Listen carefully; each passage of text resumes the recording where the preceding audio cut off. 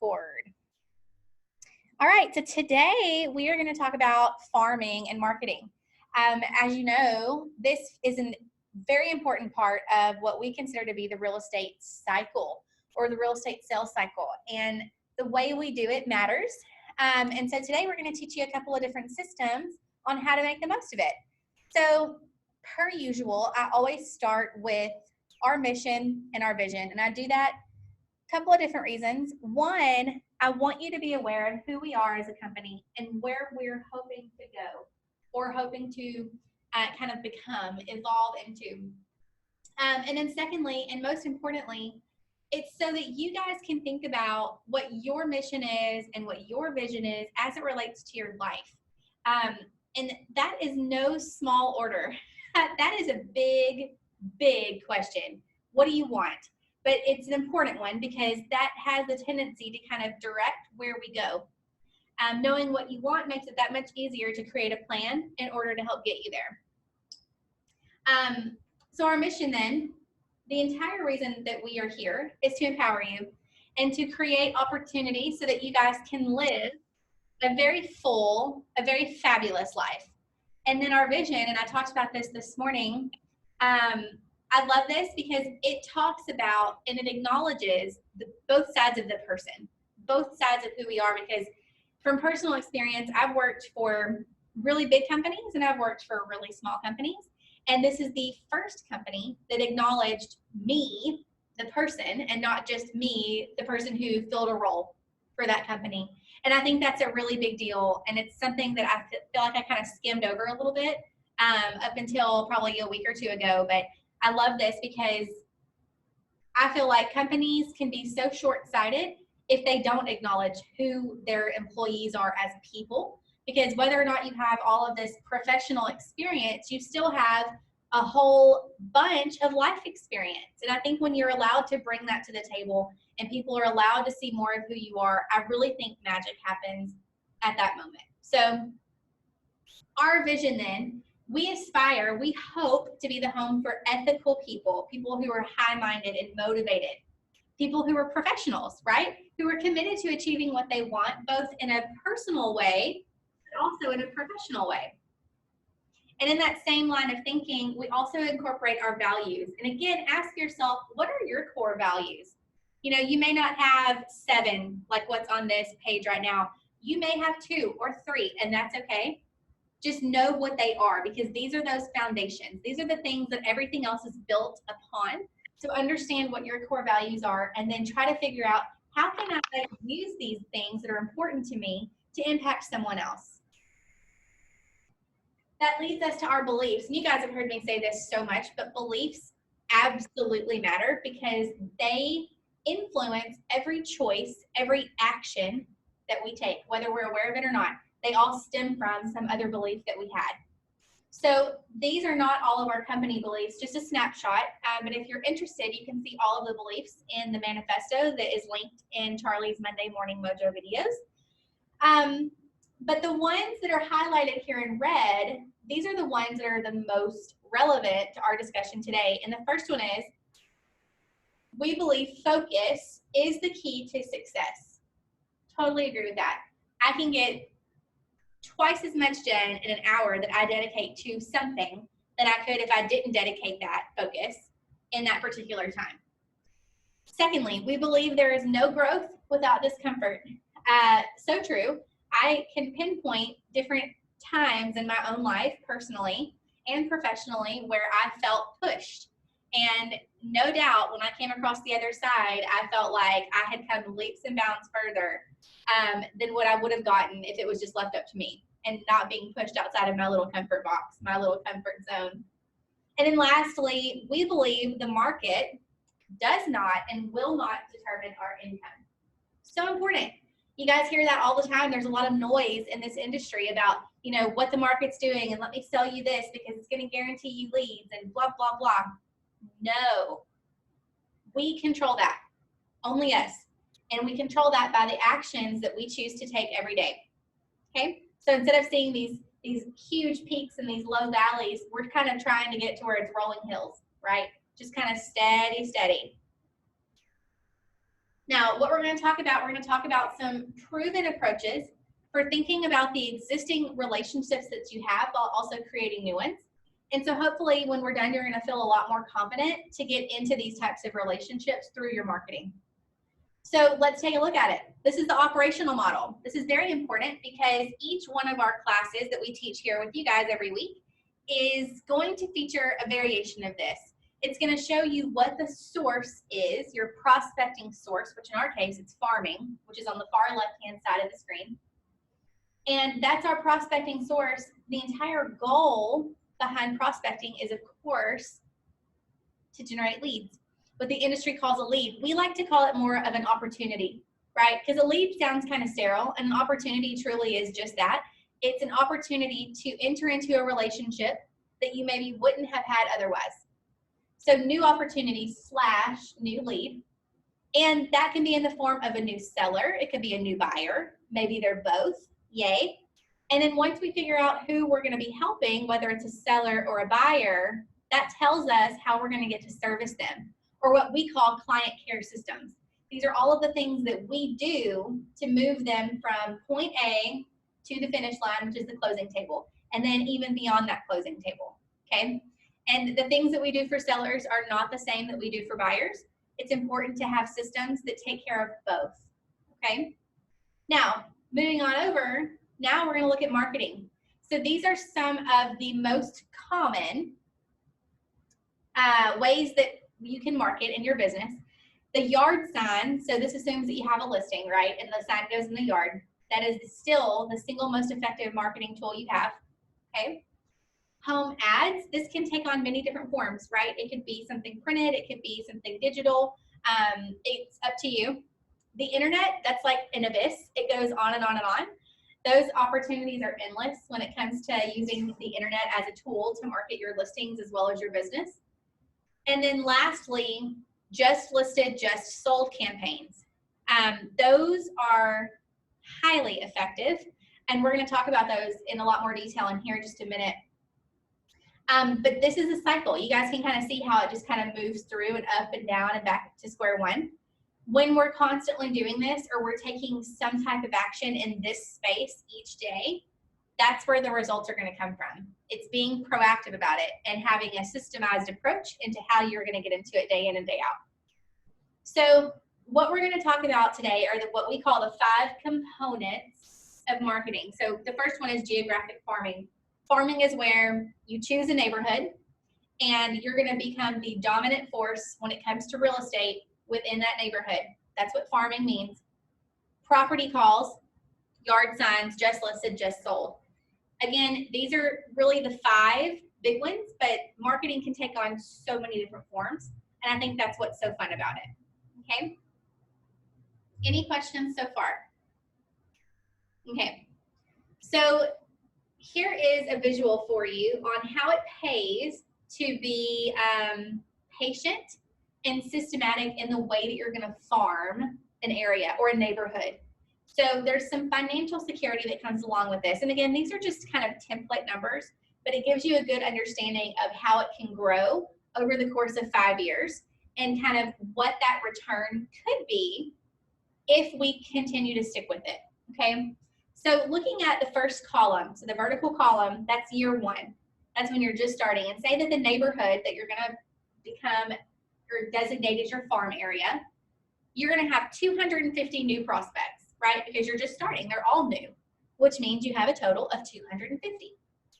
Say that you send a mailer, a piece of mail, every 21 days, okay? So that's generally gonna hit their mailbox once a month at that point. If you're sending them out every 3 weeks, then they're gonna be receiving it about every month, every 4 weeks.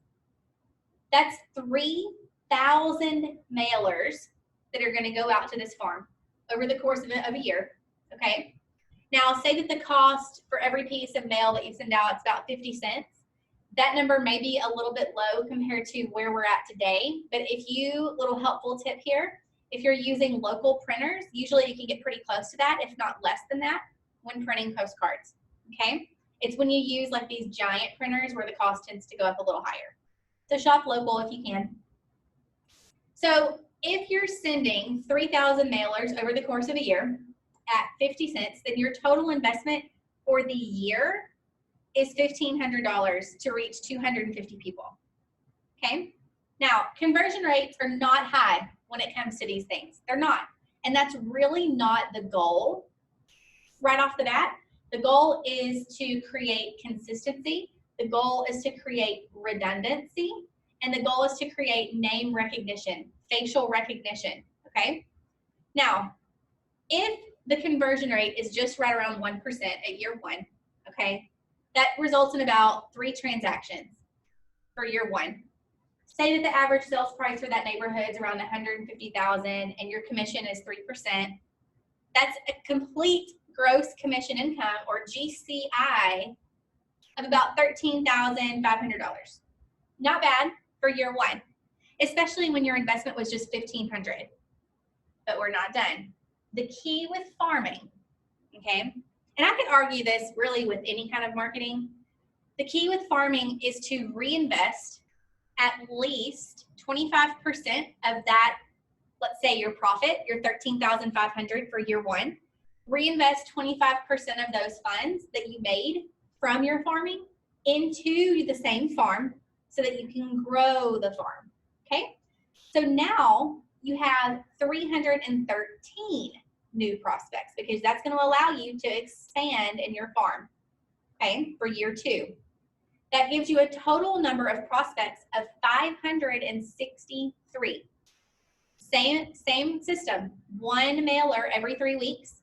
So it's going to hit their mailbox every month, okay? Over 6,000 mailers for the year, still 50 cents. Your investment is now $3,000 roughly for the whole year. Your conversion rate staying close to the same, but now instead of 3 transactions, you have 6, right? Same average sales price for the neighborhood, commission still the same. Now you're looking at a gross commission income of $27,000 from a $3,000 investment. Yeah, I'd say that's good. I like that. But you're not done. You're going to reinvest 25% of that $27,000 to continue expanding the farm. So now you have over 1,100 people in the pool. That's over 13,000 mailers, 50 cents per mailer. Your investment is now $6,000, okay? Conversion rate slightly going to increase, right? Because now there's been 2 full years of them seeing your face and getting your material. Now you're looking at 14 transactions. That's a little more than 1 a month, by the way, for those of you who need that additional reminder with math. I am one of those. Still same average sales price, commission 3%, $63,000, you guys, at year 3 from consistent, systematic farming. And these are just template numbers. So if the average sales price is even higher than that in the neighborhood that you're going to farm, then your commission is going to be higher. Okay. So flash forward, go all the way to year 5. Look at that bottom line GCI, and look at the average. Look at the number of transactions. So from year 1, we're looking at 3 at 13,500 in GCI. We go all the way to year 5. Now we're looking at 77 transactions potentially from a farm, with over $300,000 in commission income. Crazy, crazy, crazy, crazy. So again, it pays to be systematic and patient and truly committed when it comes to farming, with that key of being able to reinvest 25% minimum of whatever GCI you generate from your farm itself. Okay? Any questions? All right. So that's a lot, right? Let's talk about the few things that we need to know and the little bit that we need to have in order to carry this out and do what we're setting out to do. What are we trying to do? We're trying to farm. So we have what we call a smart farm system. Okay? So what we need to know is the area, what we call turnover rate. How active is that neighborhood? Okay? It would do you no good to pick a neighborhood that everybody moves into and never leaves. You're wasting your time. You need an active neighborhood where you can generate some business. We also need to have to know what to say, right? That's 90% of this work, is being able to have those conversations. And so that's what we need to know. We know what we're trying to do. What do we need to have? Postcards. That's what we're talking about here. And we also need a tracking sheet to keep track of our efforts. That is so very important. And we're going to show you a few examples of what that looks like. So the other question is, why do we need to mail? Why do we need to farm? Because ultimately, you need a system working for you to generate opportunities for you, even when you physically cannot be there to do it face to face. Okay, it's no different than when you're posting content out on social media. It allows you to be in more places than one at a time, basically. You know, you can be anywhere in the world and talk to your audience. It's the same thing, only this time with a farm, it's more targeted. And that's on purpose. That's why we do this. So let's talk about what we need to mail. It's a postcard, and that's deliberate. It is intentional, and we're going to talk about why. So neighborhood update cards. I really, really like starting with the 8 and 8 campaign. These can kind of be the way that you kick off the marketing in your farm area. And I say that because I am such a fan of 8 and 8, because to me, it kind of tells the story of how you have a system to work with your sellers and why it's effective, but without giving away all of the juicy secrets that make it succeed. And the same is true on the buyer side. There's a whole 8 and 8 for sellers, and there's a whole 8 and 8 for buyers. So I love this. And best of all, if you are in Max Center and you click on the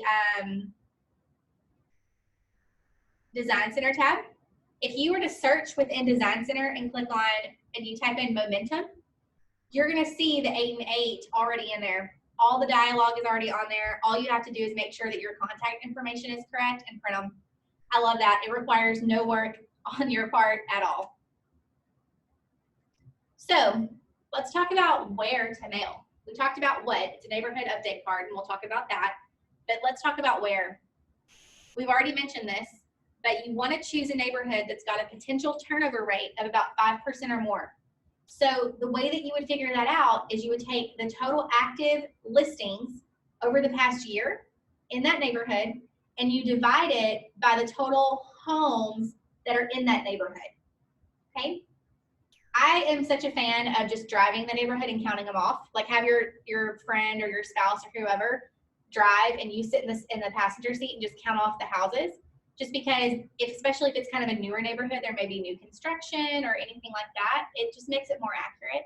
And it's always good to kind of get your eyeballs on it anyway.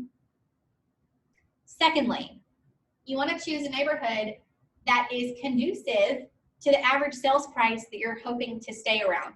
Okay, so what that means is if you look at your business and you know that your average sales price is, say, $175, which is pretty close to the average sales price in our area in general, you would really want to try to find a neighborhood that's close to that and not necessarily one that's maybe like in the 105 or 110, just because you'd have to sell a lot more to get closer to that average number compared to if you were to sell around 175 or even 200, you're going to be more in line with that. And then lastly, and this is a big one, you want to make sure that you choose a farm that's not currently being dominated by another agent. And yes, we do have to say this. It's counterproductive, not to mention it's just a little bit tacky. You wouldn't want to invest in a neighborhood where somebody else is already there. It's kind of like when another dog comes in your backyard and wants to pee in your grass. It's the same thing. The dog is not going to be happy about it. So want to look for a pretty good turnover rate. We want to have a pretty good average sales price in the hood, and then also one that's not currently being dominated by someone else. Do you have any questions on that? Go ahead, Emily. How would we know if it is being dominated by somebody else? That's a very good question. My best advice is to start with your own neighborhood, because you know it better than anybody, or a neighborhood of one of your really close friends that you kind of can monitor pretty easily. And a good indicator of whether or not a neighborhood is being farmed by someone else, look for their signs. If you see a whole bunch of listings with that one agent sign in there, that's a really good indicator. Other than that, it's kind of just an experiment up front. But that's why I feel like if you work within your own neighborhood that you know better than anyone, it's a good place to start. Okay, so how do we mail, right? Start by sending 8 and 8. That goes to everybody. And just so you guys know, the 8 and 8 campaign was born out of a company in California, very large company. And what they did was they polled a neighborhood and they said, hey, if you had to do anything with real estate tomorrow, if you needed to buy or sell, which realtor would you use? And as you guys probably could guess, I mean, the responses were all over the board. Jack, Tom, Sue, Harry, I mean, all over the board. So they said, okay. They made up, this company created this make-believe realtor, pretend realtor, did 1 postcard a week for 8 weeks, sent them out there with the fake realtor's name and information. At the end of the 8 weeks, they went back to the neighbors and they said, okay, if you had to do a real estate transaction tomorrow, if you needed to buy or sell, which realtor would you use? It was like 95 or 96% came back and said that person, the one that they made up who did not exist. So it was a very good experiment in the power of repetition and consistency and redundancy, and why it's so important for people who do what we do to stay in front of our people, our audience. Me personally, I can speak to this 100%. The neighborhood that we first moved into after my husband and I got married, pretty big neighborhood in the heart of Lumberton. It's been there for probably 20, 25 years. And every single week, like clockwork, you guys, this was like every week, not even every month, we would get something in our mailbox from a realtor in our area. She had a billboard on one of our main arteries going out of Lumberton. We would get door hangers probably every other month. And then every quarter we would get like these little booklets with information about what was going on in Lumberton in general. At the time, I had so many friends who were in real estate, and anytime somebody was talking to me about real estate, that realtor's name was the first one that popped up in my head because I saw her constantly. She was on the billboard. She was hanging on my door. She was in my mailbox. It was a very good personal experience for me to kind of see that for myself as a person who lived in the neighborhood as to the power of how farming really does work. Okay, so starting with sending out 8 and 8. Then you can send out what we call neighborhood update postcards. And I'm going to show you what one looks like here in just a little bit. And then again, to consistently grow your farm, to grow your area of influence, you want to reinvest about 25% of whatever funds are going to be generated from your efforts in your farm-related transactions. Okay. So when do we mail? 8 and 8 is very self-explanatory. It's 1 postcard a week for 8 consecutive weeks. And then with neighborhood update cards, you can do this once a month, or you can do it every quarter. It really just depends on the activity, I feel like, in the neighborhood, because if you have maybe not a ton of activity every month, you may be better served doing it every quarter. Use your judgment, though, on that. And then if you feel like you want to mail something every month and there's just not a lot of activity going on in terms of sales and things like that, you can still send a newsletter or a recipe card or something along those lines. Okay, so y'all have heard me say this, but postcards, postcards, postcards. Couple of different reasons. The less information the card contains, the more likely it is that it's going to be read. And you guys think about this, even in your own lives, when you get stuff in the mail, if you see something that is just covered in words, are you going to read it? Nope.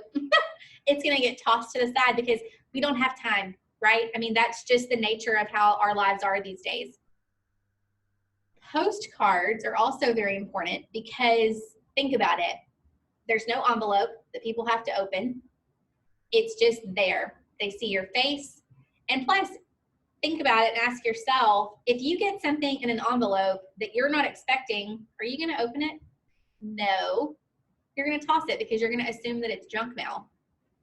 So postcards are great too because they allow for other eyes to view the content.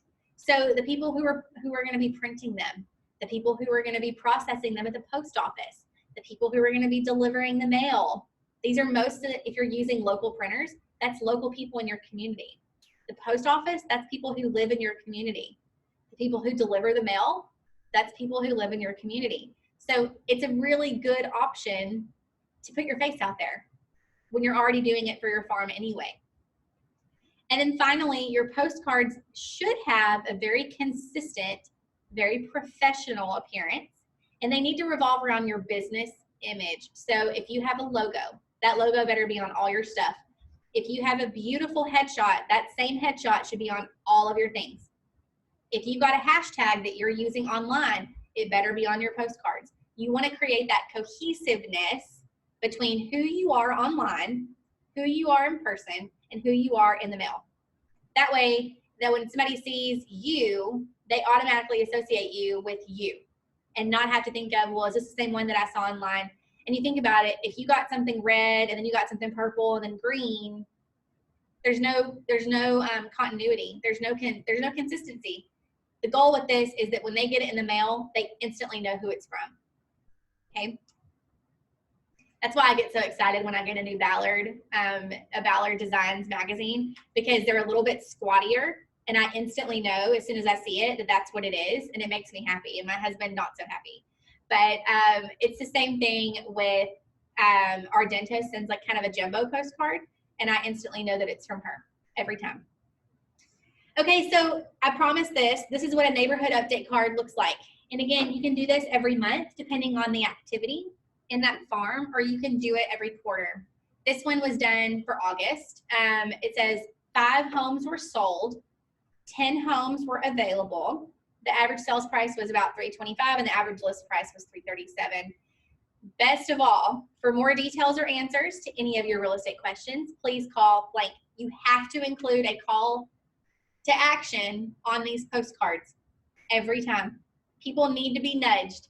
Okay, and the best part about these neighborhood update cards, it doesn't have to be just what you have sold, okay? Because again, you're trying to establish yourself as the dominant go-to expert for all things real estate in that neighborhood. So it doesn't matter who sold it, you are aware of it and you're monitoring it.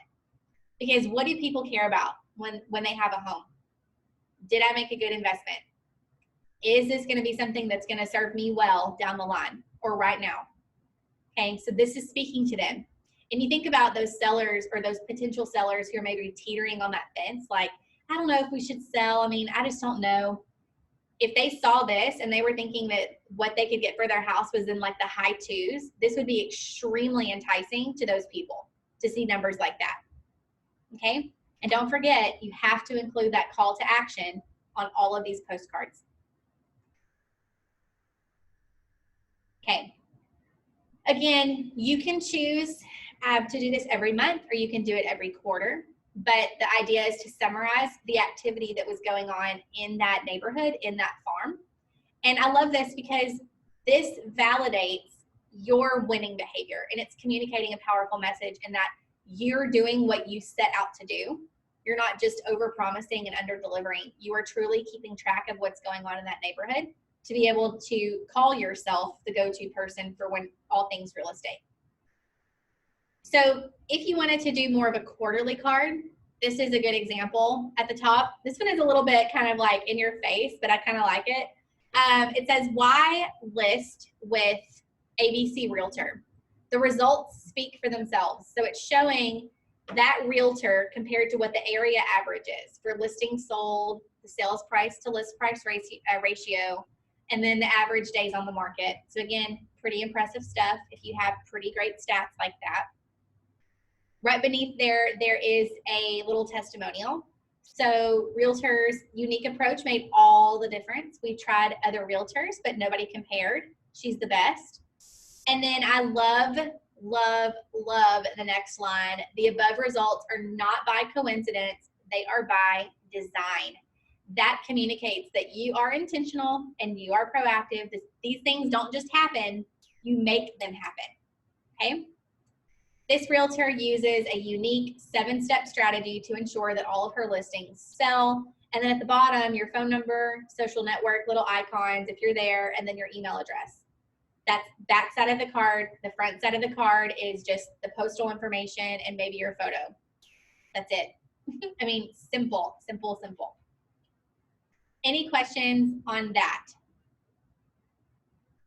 Okay, to take it a step further, to really reinforce, it's a good idea to try and call the residents who are receiving your mailers, which I think is why it's a great idea to begin with your own neighborhood. Because if you know your neighbors, then you've got people that you can call pretty naturally anyway. Or a neighborhood that maybe your close friends are a part of, or other family members that you kind of are in and out of. I think that's a good place to start if you're unsure where to begin with farming. This, I want you guys to think of as just kind of another layer. So if they're getting your mailers every month, you want to make sure that they can hear you on the phone as well. So this is also a really good opportunity to figure out what kind of content they want from you. So you never have to find yourself in a position of going, uh-oh, I don't have a clue what I'm going to send out next month. If you're getting this feedback, make sure you have like a little notebook that you're writing down these comments and ideas that you can reference back to and say, oh, this person and this person and this person were saying that they really want to understand what we can anticipate for taxes or whatever. Use that to drive your content, okay? So what does that sound like? What is the dialogue for that call? Hey, this is Kristen with Remax One. I wanted to give you and your neighbors a call to see if you guys know of anybody who might be interested in buying or selling some real estate. Yes or no? Have you guys been receiving my monthly postcards? Did you find the information beneficial? What other information would you find helpful? Have you ever considered selling your home? Thank you so much. I hope you have an awesome day. That's it.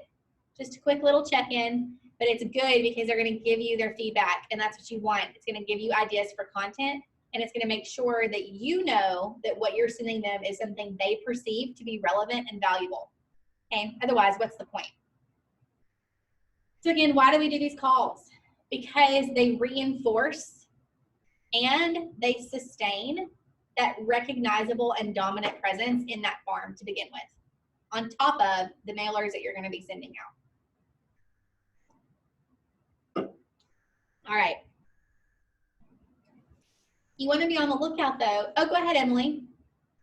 How do we find their numbers? Good question. There are some lists. I know of a few websites. I can send them to you guys that you have to purchase. This is a little bit tricky because a lot of people do not have landlines anymore. Sometimes you can do some digging like in Paragon to see if the information was included as part of like the previous, like if they listed or buy or, you know, anything like that. That's a little bit of a stretch though. Basically, you purchase the list from any of these third parties, and then you just kind of see which ones are active and which ones aren't. There are a few rules with calling people cell phones these days. You have to do it within a certain window of time. Otherwise, it can be kind of a slap on the wrist. However, if it's your neighborhood and you are in relationships with them, you should already have their number, so it makes it a little bit easier. But when you're expanding, that could be, you can even send them a mailer, right? And ask them, hey, like I do a giveaway at the end of every year. I'd love your best contact number because the winners are going to be notified through a text message. That's a good way to get them too. So there's a couple of different options, but I can get you guys those websites. That way you can look at those lists and see how to purchase them. Okay, so in that same little spirit, when you are having these conversations, you want to be on the lookout for any kind of clues that a buyer may be ready or a seller may be ready to move forward. So I just wanted to give you and your neighbors a call to let you know that the market here is very active. And secondly, to see if you guys might be interested in leveraging yourself into a new home. And that caller may say, well, I would have to sell my home first. That should be a huge green light, okay? So it would be my pleasure to help you with the sale of your home. But before I come out, let me just ask you a few questions so that I can kind of get a baseline for when it comes to price. And that's just those pre-listing questions, right? So how long have you lived there? Why are you wanting to sell? How many beds, how many baths? Are you the sole owner? Blah, blah, blah, blah, blah. Or they may say, no, I'm not interested in leveraging myself into a new home. Set yourself up for the possible referral. So do you know anyone who would like to take advantage of this active market? Great. Thank you so much for your time. I hope you have a great day. The end. Okay. Any questions about farming before we switch gears to property calls?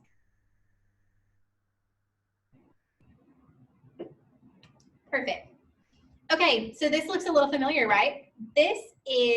We're going to talk about property calls and how we can differentiate ourselves just in the way that we answer the phone. I don't know about you guys, but it is one of the most frustrating things for me when I call someone and they don't call me back. Or if I connect with them and I say, yeah, blah, blah, blah, blah, blah, and they're like, hey, let me get that to you. I'll call you right back, and they don't. There's no follow-up. Biggest pet peeve. I hate that. And I think if any of you guys have ever been in that same boat, you understand the frustration. How we answer the phone, how we return the phone call matters, okay? So let's talk about that. This assumes that you have a listing for people to call you about. And if you consider, say as a kind of a baseline, that you get about 10 phone calls per listing, those talks will multiply from 200 to 400 to 800. What you guys are also going to see is that the rate or the percentage in which you set an appointment also increases. So then you have more appointments that are set. The rate in which people show up for them also increases, just in the way that you can handle a phone call. The conversion rate increases, taking you from 7 potential closings to 91, all in the way that you're able to talk with the person on the other end. Okay, so the system for this is what we call label the caller. And if you guys have ever attended our open house class, then this should sound a little bit familiar, because in that class, we're talking about label the looker. Label the caller is all about asking a series of questions to figure out, is this person serious on the other end? And if they are, how can I best help them? Okay, so as is the case with most things, there is all magic in the dialogue, knowing what to say. And then we need to have a listing, and we need to have a tracking sheet to carry this out. So it's a good idea to sort of prime your mind each day, I think, because you guys, your phone rings all the time. And I think that this is true even if you're talking to another realtor. It absolutely matters, and how we set the tone matters.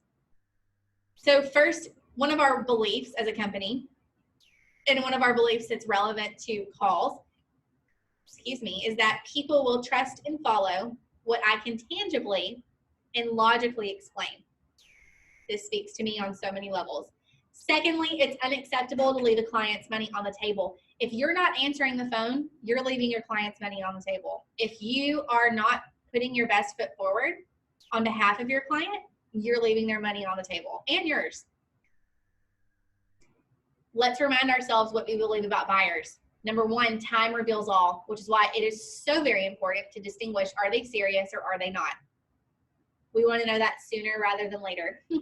Secondly, motivated, qualified, and loyal people are the people who buy homes. This is another way of saying ready, willing, and able. Okay. Number three, having a process reduces the risk that comes from working with buyers. And the process is asking them questions, figuring out how motivated they are, establish whether they're qualified, and then moving on from there. If you are unsure about your process and you want a new process, or to incorporate ours with yours, the class for you is buyer conversion. I believe that's coming up this week, maybe Wednesday and Thursday. Highly recommend it. I love it. Number four, if they won't meet me, they're not a buyer. Little caveat with our area, sometimes that's true, sometimes it's not, just because we have a lot of shift workers. So if somebody is not willing to meet with you right off the bat, dig a little bit and see why. And they may just tell you, oh, well, I work nights and I'm not going to be able to for a week. That's okay.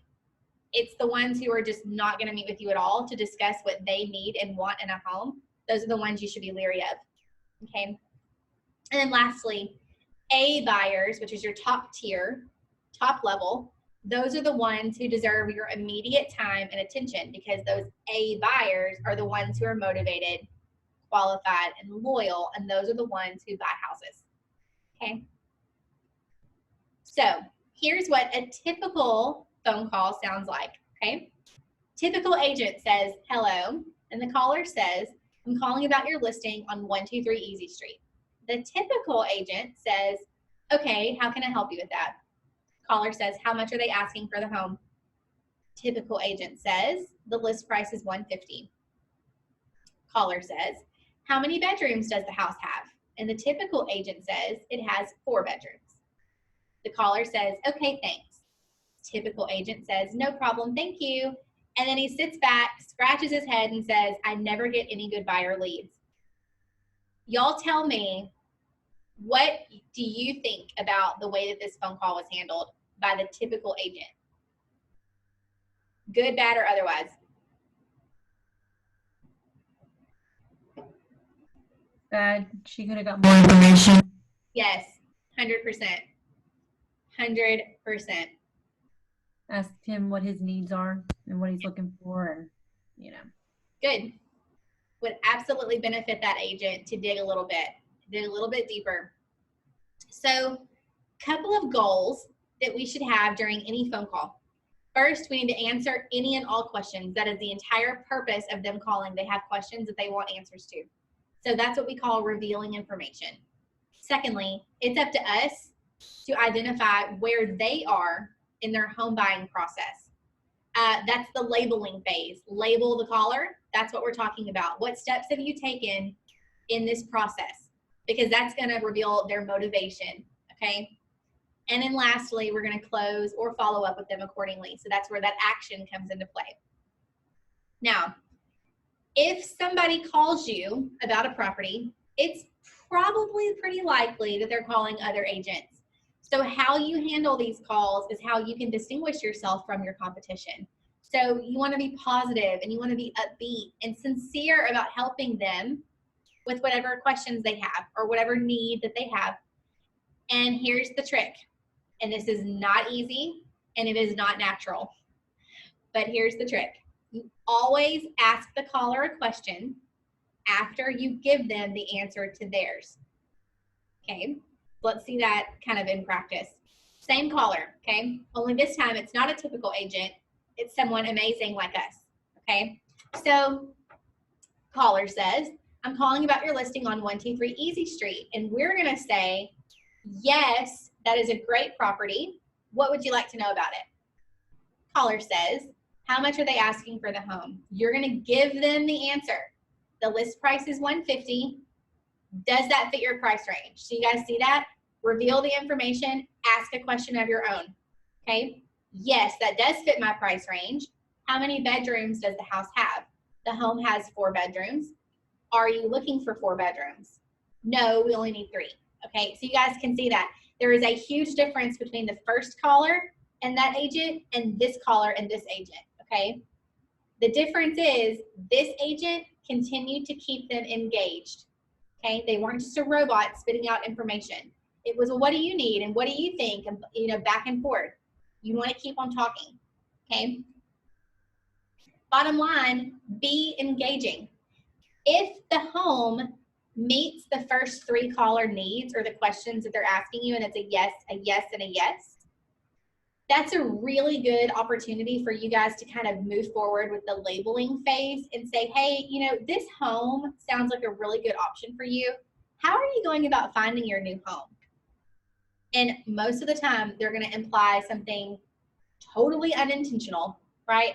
Well, we drive around and we look and we're on Zillow. No process, no plan, right? Just kind of out there in the wilderness with nothing. So another question, and I want you guys to kind of consider these as your setup questions, right? So how are you going about finding it? And if they're a little unintentional, the next question is, are you currently in the market for a new home? Okay, that is very, very, very insightful because you're going to know pretty quickly if they are or are not serious just by those 2 questions, okay? Now, they may say all of those things, right? Well, we drive around, my husband looks at these, I look at this site, blah, blah, blah. So again, here's a good little way to kind of prep your value proposition. So Mr. Caller, how would you like to use a proactive process that's going to ensure that you get the home that you want and you are going to love the home that you get? You're not going to have to settle. You're not just going to have to hope for the best. And they're going to say, what does that mean? What does that involve? Or what is, what do I have to do? This is where you kind of outline your process that you use with your buyers. Okay. And this is what I was kind of talking about with our buyer conversion class. This absolutely is the conversion, our system, our process written out in this paragraph. Okay. So what does it involve? It starts with us getting together for about an hour where we're going to discuss exactly what you need in your next home. From there, we're going to talk about where you're comfortable financially, and then we're going to also talk about what we can expect of each other in each of our roles as it all kind of relates to our own expectations throughout the transaction. I'm open at 2 o'clock tomorrow. Does that work for you? If they say, okay, that sounds good, let's go ahead and meet, book the appointment, and check that box. If they say no, a good question to ask them is, do you feel as though this approach maybe wouldn't benefit you? You want to know these things. So they may say, oh, well, I can't meet because I have an appointment tomorrow. Okay, well, that doesn't make them a non-legitimate buyer. It just means they're not available tomorrow. But you want to be able to know that. Okay, and the only way that you do know that is by asking the question. Now, once they have indicated that they are a buyer, they're a serious buyer, you're going to book the appointment for that first meeting, and then also send them a thank you. So you have their number. At the minimum, send them a thank you text for talking with you on the phone. If through the conversation on the phone you got their home address, like where they're living currently, that's a really good way to get their address to mail them a handwritten thank you note. And then you can also call 4 hours prior to the appointment to confirm. This is important, and 4 hours is pretty intentional as well, because if they cancel and it can't be rescheduled that same day, this allows you to kind of correct your course for the day to where you don't lose your whole afternoon, okay? It allows you to fill that same time with something productive, something vital. Now, what if you've got a little bit of a skeptic on your hands? Caller says, well, can't you just email me the information instead of having to have a meeting? Other agents don't have me do this. And I tell you guys this every time I teach this class, but I almost hope they say that, because this is yet another opportunity for you to kind of put your value proposition in front of them. And I guarantee you other agents are not speaking to them this way. So automatically you sound a little bit different, and that's what we want. So other agents don't have me do this. Exactly. I know they don't. And I want you to know that I'm serious about what I do, and I run a business. And part of that business is I have a process that I use with all of my clients, which starts with us getting together to define your needs so that you and I are on the same page on exactly what you want out of your next home. Then we're going to make sure that those homes that we find are going to fall well within your financial comfort zone. And then we'll also thoroughly discuss what we can expect from each other in each of our roles throughout the transaction. My approach, especially when we're talking about investing a large sum of money, is to work as an intentional and a proactive team. Do you agree? And if they tell you yes, perfect, how's 2 o'clock tomorrow? If they tell you no, and keep in mind this is the second time they're going to tell you no, that approach does not benefit them, move on. That person has indicated more than once now that they are not serious and they are not moving forward. So we say next because it'd be the equivalent of stepping over dollars to pick up dimes. Don't chase somebody who's showing you and telling you that they're not ready and they're not motivated. Okay? Okay, just went through that and that. All right, let me back up. Now, what if they're working with another agent, right? You have a listing, they call you, they're asking you questions, you're asking them, are you currently in the market for a new home? Yes.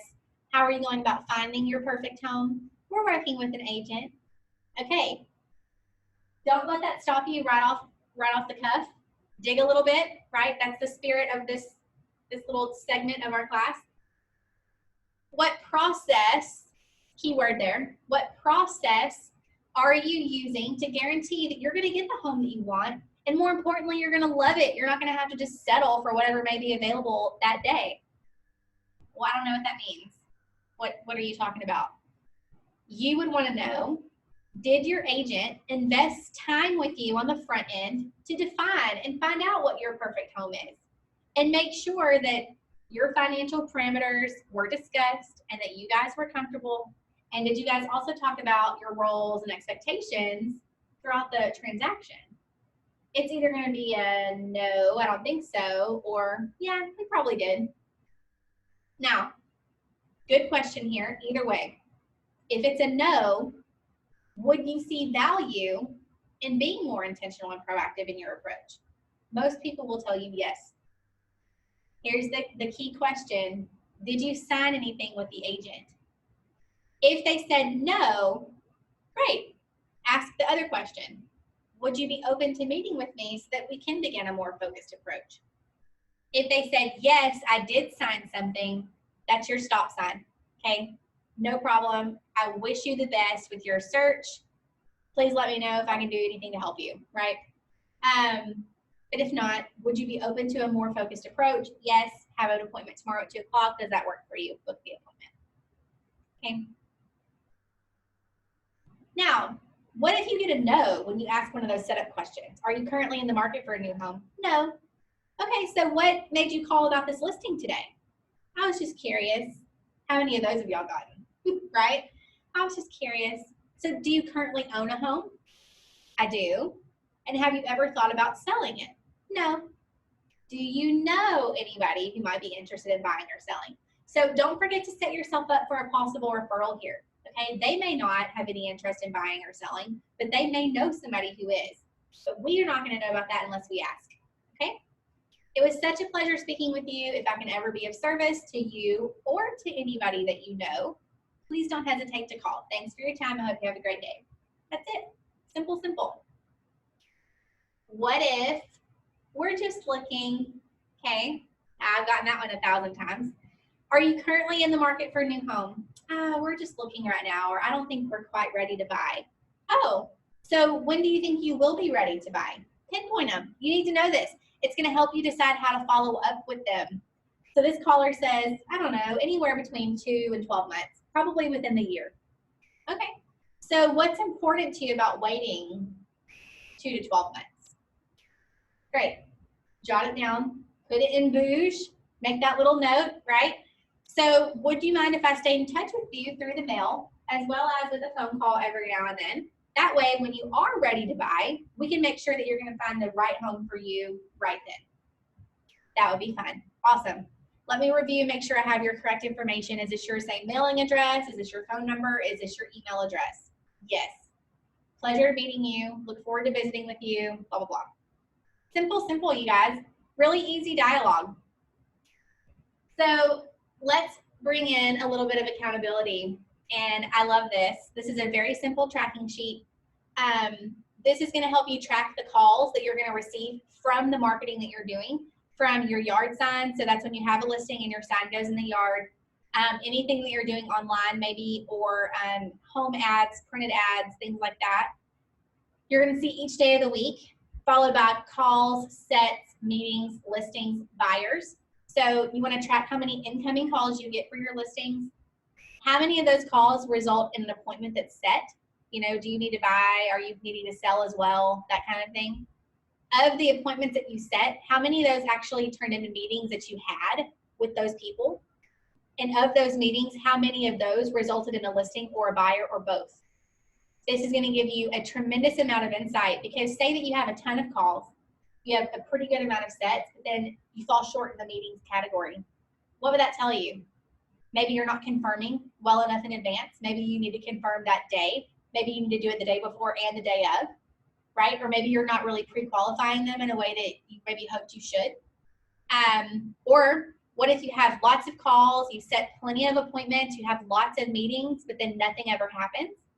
You could use some more work on the conversion aspect of it. Kind of pushing them a little bit and figuring out, drilling down deeply on, are you guys ready to do this? Or, you know, is there something else that's more important? That kind of conversation.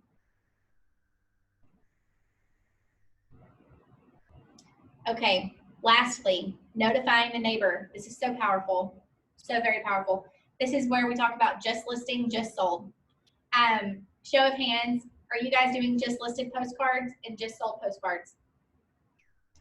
Okay, tremendous opportunity here. I will tell you, when we sold our house in Georgetown back in 2018, gosh, 2018, it was sold off of a just listed postcard. Our realtor, who is with Remax, by the way, listed our house and did a just listed postcard to everybody within, like, I think a 3 or 4 mile vicinity of our house.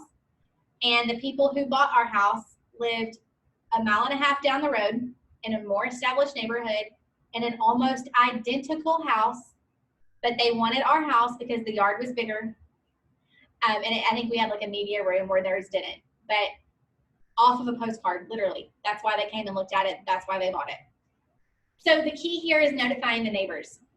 This is also a really good marketing opportunity for you guys because you're communicating to those in the neighborhood that you go above and beyond for each of your sellers, which is highly attractive to anybody who may want similar services. Okay, so you can do this. Little side note here. This is centered around knocking on doors. Again, if you're doing your own neighborhood, this is pretty natural because odds are you know your neighbors, or at least some of them. Keep in mind, whatever we're talking about in a door knocking sense, you can also do this online with video on social media. You can do this within the little neighborhood Facebook groups as well. Those are extremely helpful. I recommend them wholeheartedly. This is the language though, okay? Hey, this is Kristen with Remax One, and I have just listed your neighbor, the Smith's home, at 123 Easy Street. And as an extra service to the Smiths, which by the way, you guys, bold and underlined, that's a key power phrase. As an extra service, what are you really saying? I go above and beyond, okay? As an extra service to the Smiths, I'm just letting all of their closest neighbors know to see if there's anybody that you may know who's interested in buying a home in this awesome neighborhood. Here's my information. If you happen to run across somebody who would like to live in the neighborhood, please let me know. Thank you and have a great day. Oh, by the way, I listed the Smith's home for $350. Okay, so 2 key phrases here: as an extra service and oh, by the way. Okay. Now, that's door knocking. Now you want to follow it up with phone calls. Again, I would say in our world today, you can make the same impact by getting online and doing this. Okay, so don't let this whole calls and door knocking thing throw you off. The key is the language and what you're saying and the message that you're putting out there. Okay. Again, hey, my name is Kristen with Remax One. I'm calling to let you know that I've just listed your neighbor, the Smith's home, at 123 Easy Street. And as an extra service, I'm just calling all of their neighbors to see if there's anybody that you guys may know who's interested in buying or selling. If you guys happen to run across somebody who would like to live in the neighborhood, please call me. Thanks and have a great day. Oh, by the way, I listed the Smith's home for $350. Okay. Okay, so that's just listed. Even more powerful, following it up with just sold. That's communicating that you get results. Again, highly attractive to anybody who may be interested in buying or selling. Okay, they want to know that they're in good hands. And this is exactly what that speaks to. So, hey, this is Kristen with Remax One. I just sold your neighbor, the Smith's home, at 123 Easy Street. And during that process, I came across a lot of buyers who are interested in your neighborhood. And I was just wondering if you know of anybody who might be interested in selling. No one. So here's my card. If you happen to run across somebody who is interested in selling, let me know. Thanks and have a great day. Okay. Now, because of where we live, sold information can be a little sensitive. So in this case, you can give them a range, right? You could tell them something like, oh, by the way, I listed it for $350 and we sold pretty close to that. You're not giving it away unless you have specific permission from the Smiths. or from your client. Okay. Same thing here, following that up. Very good. Now, accountability, right? Just listed, just sold. The key here is to notify the neighbor. So you want to keep track of the actions that you've taken to notify those neighbors. So if you're doing a Facebook video, if you're doing posting the little just sold images that you can put in there from Photofy app or Design Center, or I think even the marketing tab within Mac Center has some good ones in there. But whatever actions you're taking, make sure you're tracking them, okay? And from those actions, how many people did you talk with? And from those talks, how many of those resulted in an appointment that you set? And of the appointments that you set, how many of those turned into real meetings? And after those meetings, how many of those resulted in a new seller? And how many of those resulted in a new buyer? Very, very powerful tracking to give you a lot of insight into your strengths, your not so strengths, and how well you're doing at converting. Okay. This is more of a condensed, summarized view. You guys can kind of see just sold, just listed, sign calls, ad calls, websites. All of this is in here. If you want to see it all kind of in one place, this would be your go-to. But you can always stick with just kind of the broken out versions for each particular task, like just listed, just sold, property calls, farming. Me personally, that speaks to me on this kind of a level. I like this view much more than this one, but this would be good to kind of aggregate them all at the end of the month and kind of see what your month looked like from these sources. Okay, so that's farming, that's marketing, that's phone calls, that's just listed, just sold. We did a ton. What resonated with you guys today? All of it. Yeah, yeah, it's a lot. It is. I think, you know, my favorite thing is the way that you can answer the phone. Like, oh my gosh, that's a great property. What would you like to know about it? Because you think about it, if you call somebody and they're excited about the product they're selling, wouldn't you want that same service if it were your property? Very attractive to potential people, not just the ones who you're at the time. You guys try anything new after being in class today? Yeah, I think so. Yeah. So y'all are gonna farm. I'm so excited to hear about that. Yeah, I think we need to rethink our neighborhood.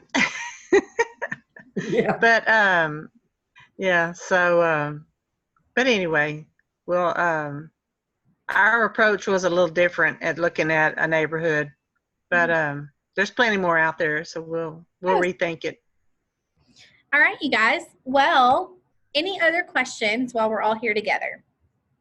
You said this was somewheres on in the, what's it called? The Universe? Design. The Design Center? Yeah. Okay, it is. So which ones? The 8 and 8?